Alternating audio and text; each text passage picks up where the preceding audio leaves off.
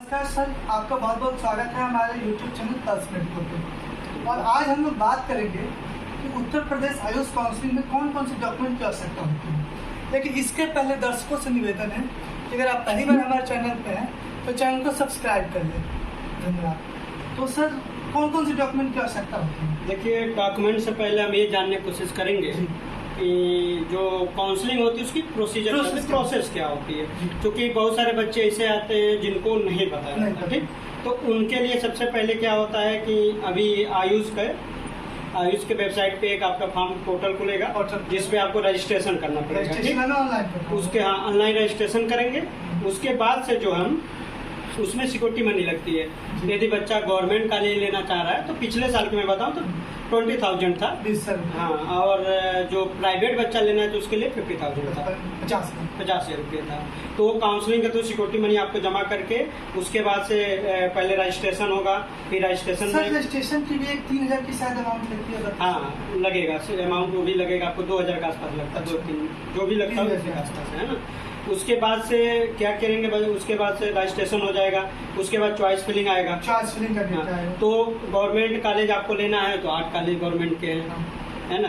इसके अलावा private college, उसके अलावा प्राइवेट कॉलेज हैं। तो टोटल आयुष के लगभग 60 से 65 कॉलेज हो जाएंगे। तो पूरी यूपी के खुलेगा कॉलेज। तो पूरे कॉलेज में आपको सीरियल नंबर जो आपको जैसे चॉइस अच्छा लगे या फिर जो हमने बताया उस अकॉर्डिंग के लखनऊ, बनारस, उसके बाद रीजनल कॉलेज जो हो जाते हैं, ठीक है। तो उस हिसाब से आप चूज कर सकते हैं। और उसके बाद जो 8 आयुर्वेदिक कॉलेज हैं उसमें से प्रायोरिटी देके आप पहले BMS आता है, फिर BHMS लोग उठाते हैं, यूनानी उठाते हैं। हाँ, BHMS यूनानी वगैरह भी इसी काउंसलिंग के थ्रू आ जाता है। ठीक है, लेकिन हम बात के बाद डॉक्यूमेंट की आज करेंगे। उसके बाद ठीक है, डॉक्यूमेंट में बताते हैं। तो पहले रजिस्ट्रेशन हमारी प्रोसेस हो जाएगा। अलॉटमेंट आएगा, अलॉटमेंट लिस्ट आएगा। तो उसमें अलॉटमेंट आएगा कि आप कौन सा कॉलेज आपको अलॉट हुआ है। तो उस नोडल सेंटर, पहले नोडल सेंटर एक बनाया जाएगा। जैसे पूरे आयुष के जो होता है डॉक्यूमेंट वेरीफाई हो, NHMC लखनऊ में हो जाता है। Homeopathic, national homeopathic medical college है NHMC गोमती नगर में, हनुमान चौराहे पे, तो वहाँ हो जाता है। उसके बाद वेरीफाई करके आपको 2-3 दिन का मौका दिया जाए। कॉलेज जो कॉलेज आपके अलॉट रहेगा वहाँ आपको जाना रहेगा। तो फिर वहाँ पे जाएंगे तो आपको कुछ डॉक्यूमेंट होते हैं जिसको आपको लेके जाना है। कुछ डॉक्यूमेंट तो नोडल सेंटर पे वेरीफाई होते हैं। नहीं, डॉक्यूमेंट सभी वहाँ वेरीफाई हो जाएंगे, लेकिन यहाँ पे आने के बाद फिर दोबारा वेरीफाई हमें दोनों जगह वेरीफाई। तो कौन कौन से ऐसे डॉक्यूमेंट हैं जो लेके जाना अनिवार्य है? देखिए, सबसे पहले हमने नीट के फॉर्म भरा है तो एडमिट कार्ड अपना लेके जाना है ना। फॉर्म भरा तो पेमेंट के तो रजिस्ट्रेशन, हाँ रजिस्ट्रेशन वो होता है, रजिस्ट्रेशन स्लिप होता है, उसको लेके जाइए। फिर एडमिट कार्ड हो गया, एडमिट कार्ड, फिर नीट का स्कोर जो आपका है, हाँ उसको लेके जाइए। उसके बाद से अपना हो गया क्या, हाई स्कूल का मार्कशीट, 10th की मार्कशीट, हाँ उसके बाद से 12th की मार्कशीट। उसके बाद BSc आपने किया है, जो किया मेंशन किया उसमें तो आप लेके जाइए। उसके बाद ट्रांसफर सर्टिफिकेट, TC जो होता है बहुत जरूरी होता है लेके जाना है। उसको कैरेक्टर सर्टिफिकेट भी लेके जाना है जो आपको इंटर कॉलेज के थ्रू जो पास किए हैं वहाँ मिलेगा। उसके बाद से आपका आय जात निवास भी बहुत सारे लगता है। जो स्टूडेंट यूपी से बाहर किए हैं उनके लिए निवास जरूरी होता है। जैसे आपने क्या बिहार से, महाराष्ट्र से, राजस्थान से, 10th-12th अलग स्टेट से किया, यूपी में काउंसलिंग करा रहा है तो आपको निवास आया जात जरूरी होता है। लेकिन हम प्राइवेट कॉलेज में जाते हैं तब तो इसकी आवश्यकता नहीं जरूरत पड़ती उसकी। वो जैसे आपने स्कॉलरशिप भरा, आपने आय दिखाना तो आय की पड़ती है। और यदि OBC से, जनरल से, SC से, EWS से तो उस अकॉर्डिंग आप दिखा सकते हैं जितना जाते हैं प्रमाण पर। उसके बाद से आपका ये सब तो हो ही गया। उसके बाद से कैरेक्टर सर्टिफिकेट आपको देना रहेगा। और उसके बाद से आप आधार कार्ड, पैन कार्ड और जो आपने नीट में लगाया उसका कुछ फोटो लगते हैं, 2-3 फोटो, कम 4 फोटो मान के चलिए, 4 फोटो लेके जाइए। और उसके बाद वहाँ पे एक जैसे कि हेपेटाइटिस B का आपका टीका लगा के, जो टीका लगता है कई बार हेपेटाइटिस मांग लिया जाता है, हेपेटाइटिस का, TB का मांगा जाता है, तो आप वहाँ जमा। यदि कुछ डॉक्यूमेंट ये सर्टिफिकेट नहीं होता तो ऐसा कुछ प्रावधान है कि हम लिखित में देते हैं? हाँ, जैसे कुछ बच्चों का डॉक्यूमेंट नहीं रहता है तो उसके लिए क्या होता है कि यहाँ से लिखित हम देते हैं, कम एक एप्लीकेशन लिख दिए कि हमारे पास डिक्लेरेशन करते हैं कि हम इतने दिनों के बाद से हम आपको डॉक्यूमेंट जमा कर रहे हैं, तो जमा करना रहता है। अच्छा, एक नया चीज आया कि आपको कोविड वैक्सीनेशन का भी सर्टिफिकेट मांगा जा सकता है? हाँ, मांगा जा सकता है। उसको आपने लगवाया फर्स्ट, सेकंड, थर्ड तो उसको लेके जाइएगा। हाँ, जरूरी होता है ये सब चीजें। और कोई दिक्कत नहीं है। कोई भी दिक्कत हो तो पल्स मेडिको का टेलीग्राम पे चैनल है। और एक काम करते हैं ना, बच्चों की सुविधा के नंबर भी दे देते हैं। हाँ, नंबर आप दे दीजिए अपना। कोई भी बच्चों को, आप लोगों की सुविधा, किसी गार्जियन को असुविधा हो रही है तो उसके लिए सुविधा के लिए डॉक्टर उज्ज्वल प्रताप सिंह आपके साथ रहेंगे, जो हर पल आपके सहयोग करेंगे।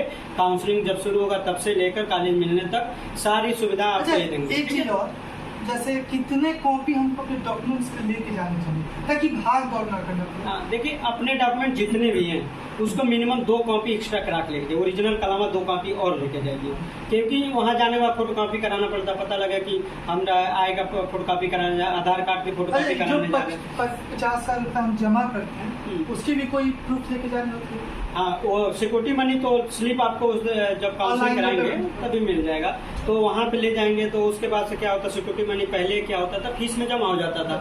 लेकिन अभी सिक्योरिटी मनी क्या होगा, आपको रिटर्न, फिर बैंक डिटेल आपको, तो फीस स्लिप बचा के रखिएगा जो आपने 50,000 जमा किया है या तो 20,000 जमा किया है, तो उसके बाद वो फीस स्लिप को बचा के रखिए। उसके बाद से जब काउंसलिंग पूरी तरह से प्रक्रिया खत्म हो जाती है काउंसलिंग की, तो फिर पोर्टल खोलता है गवर्नमेंट, उसमें आपको fees slip, bank account number, पूरी डिटेल देना होता है। तो फिर आपके अकाउंट में वो 50,000 20,000 अकाउंट में आपको वापस गवर्नमेंट भेज देती है। जब कॉलेज हम जाते हैं नोडल सेंटर से वेरिफिकेशन करने, तो वहाँ पे कितनी कॉपी डॉक्यूमेंट लेके जाना चाहिए? वहाँ पे एक आप ओरिजिनल डॉक्यूमेंट कॉपी लेके जाइए, उसके बाद 2 एक्स्ट्रा करा के ही लेके जाए, देखते हैं फिर दे देते हैं आपको। वहाँ तो जमा नहीं करते हैं, यदि जमा भी करते थे कॉपी आपका जो ओरिजिनल आपका जमा नहीं होगा। आपका जो ओरिजिनल जमा होगा यहाँ पे कॉलेज में जमा होगा।